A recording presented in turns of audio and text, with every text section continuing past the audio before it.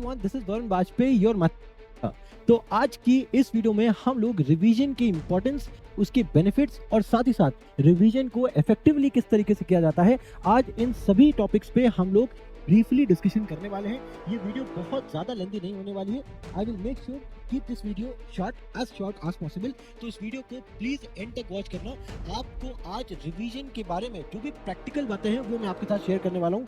कोई भी साइंटिफिक, कोई भी एक ऐसी हाइप्ड बातें नहीं करूंगा जो आपको प्रैक्टिकली इम्पॉसिबल लगे, ठीक है ना। तो प्लीज वीडियो को वॉच करना। की क्लास में कुछ ऐसे बच्चे जरूर होते हैं जिनसे टीचर क्लास में कोई भी सवाल पूछता है वो तुरंत उसका ऑन द स्पॉट आंसर करते हैं और उस तरीके से करते हैं ऐसा लगता है जैसे उन्होंने अभी याद किया हो। तो ऐसा क्यों होता है? तो यहाँ पे बहुत सारे बच्चों के ना डिफरेंट आंसर्स होंगे। तो हो सकता है कुछ बच्चे बोले सर वो जो बच्चे होते हैं ना वो रट्टू तोता होते हैं, वो हर चीज को रट डालते हैं, वो चीज तो हमसे नहीं वो हो पाती। कुछ बच्चे बोलेंगे सर वो बच्चे ना किताबी कीड़ा होते हैं, उनको दुनियादारी से कोई मतलब ही नहीं होती, पूरा दिन वो किताब खोल करके बैठे होते हैं, वो भी मुझसे नहीं हो सकता। तीसरे बच्चे बोलेंगे सर वो बच्चे ओवर इंटेलिजेंट होते हैं, वो मतलब ना पता ही नहीं आता, मुझे जो चीज़ बिल्कुल समझ में नहीं आती वो उन बच्चों को तो ऐसा लगता है वो पहले से ही उनको सब कुछ पता है। तो सर मैं तो इन तीनों में से किसी भी कैटेगरी में फॉल नहीं करता, तो मैं किस तरीके से चीज़ों को याद रख पाऊँ? तो देखो, याद रखने का सिंपल सा तरीका ये है कि पहली बात तो जब भी आप किसी भी टॉपिक को पढ़ते हो तो मेक श्योर करो कि अनडिस्ट्रैक्टेड एनवायरनमेंट में पढ़ रहे हो, यानी कि आपका दिमाग सिर्फ और सिर्फ पढ़ाई पे होना चाहिए। जो मैं बात बता रहा हूँ बहुत इंपॉर्टेंट है, तो बहुत ध्यान से समझना, ठीक है। दूसरी चीज, वीडियो को कंप्लीट एंड तक वॉच करने के बाद उसके नोट्स जरूर बनाओ, ठीक है ना। अब देखो ऐसा मैं क्यों बोल रहा हूँ उसको बहुत ध्यान से समझना, ठीक है। देखो अब जब ये सारी चीजों को आप कर लोगे ना तब उसके बाद बारी आती है रिवीजन की, ठीक है।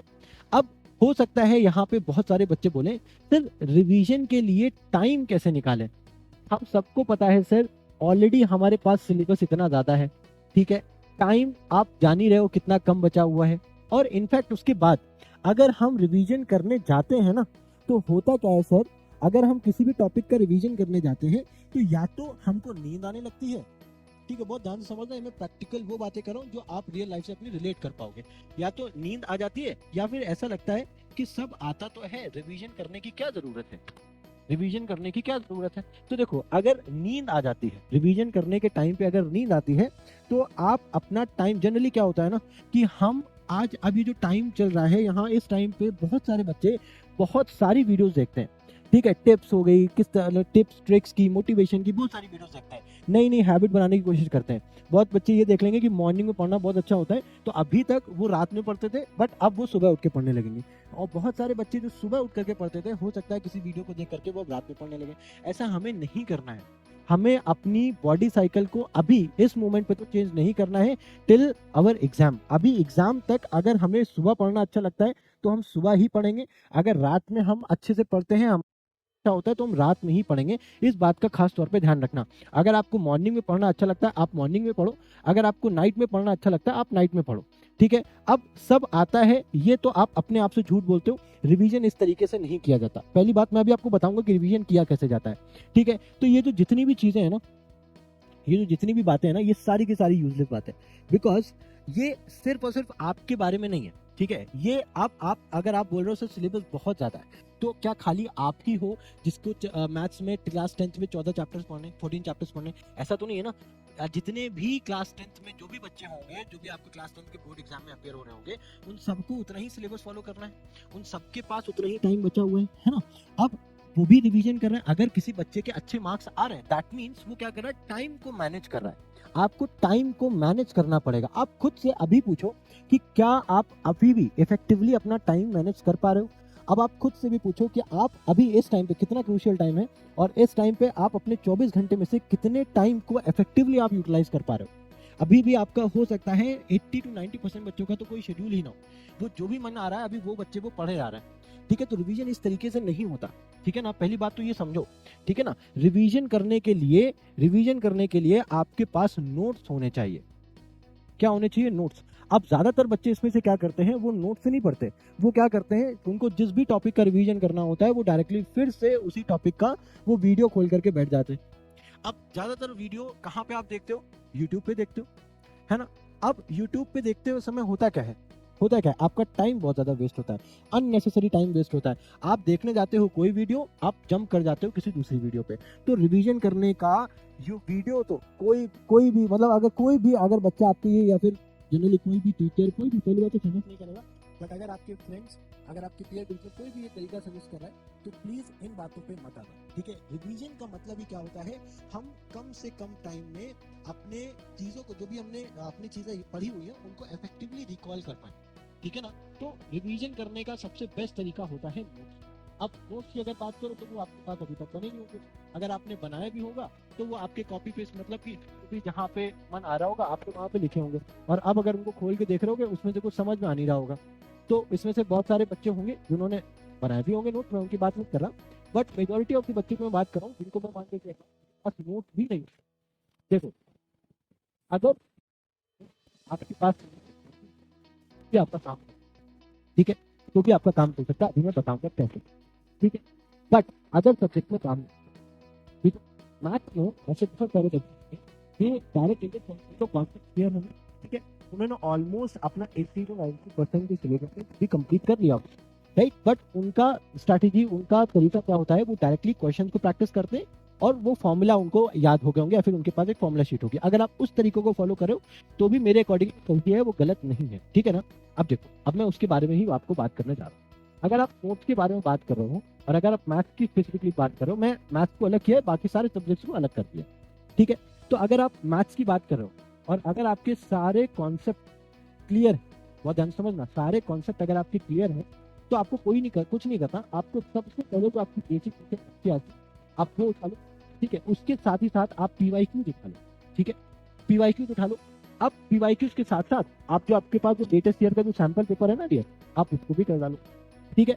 या फिर आप पीवाईक्यूज की जगह पे आप सैंपल पेपर की जो पूरी बुकलेट आती है आप उसको सॉल्व कर डालो, ठीक है। अब इसमें से करना किस तरीके से, क्वेश्चंस को सॉल्व किस तरीके से करना, तब भी आप बुक में क्वेश्चंस को देखो, है ना। मैथ्स की अगर मैं बात करूँ, यहाँ पे मैथ्स की बात करूँ, ठीक है, तो क्वेश्चंस को जनरली मैं क्या करता हूँ, मैं क्वेश्चन को 3 पार्ट में डिवाइड कर देता हूँ, ठीक है ना।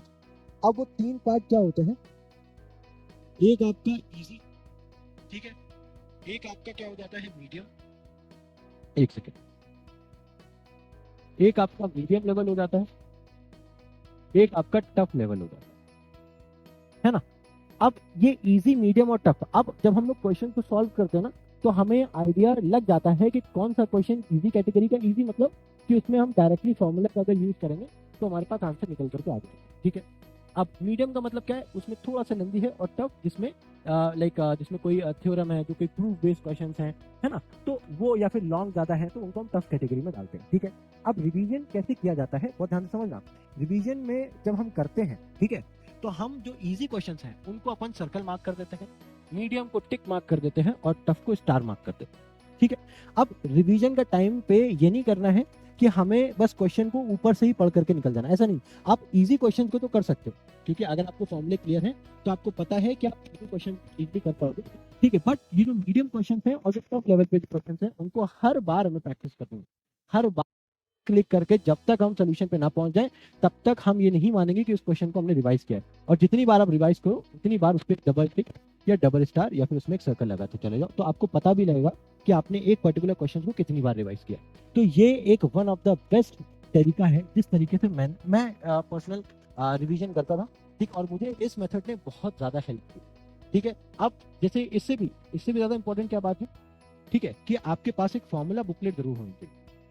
जब भी आप मैथ्स के क्वेश्चंस को सॉल्व करते हो तो आप एक ना फॉर्मूला बुकलेट जरूर बना लो, एक छोटी सी फॉर्मूला चिट शीट बना लो, एक पेपर 2 पेपर में जितने भी फॉर्मूलेज हैं, जितने भी 14 चैप्टर्स के जितने भी इंपॉर्टेंट फॉर्मूलेज हैं, वो सारे के सारे आपके पास एक जगह पे नोट डाउन होने चाहिए, ठीक है। इससे क्या होगा ना, आपको बार बार बुक को पलटने की जरूरत नहीं पड़ेगी, ठीक है। और आप जो भी क्वेश्चन है उससे रिलेवेंट जो भी फॉर्मूला है आप उसको रेफर करके, अगर नहीं आता है, नहीं याद आ रहा है, तो आप उससे करके उसको कर सकते हो, ठीक है। दूसरी चीज, उसमें कुछ इंपॉर्टेंट यूनिट कन्वर्जन होती है, वो भी आप लिख लो, वो भी बहुत जरूरी है।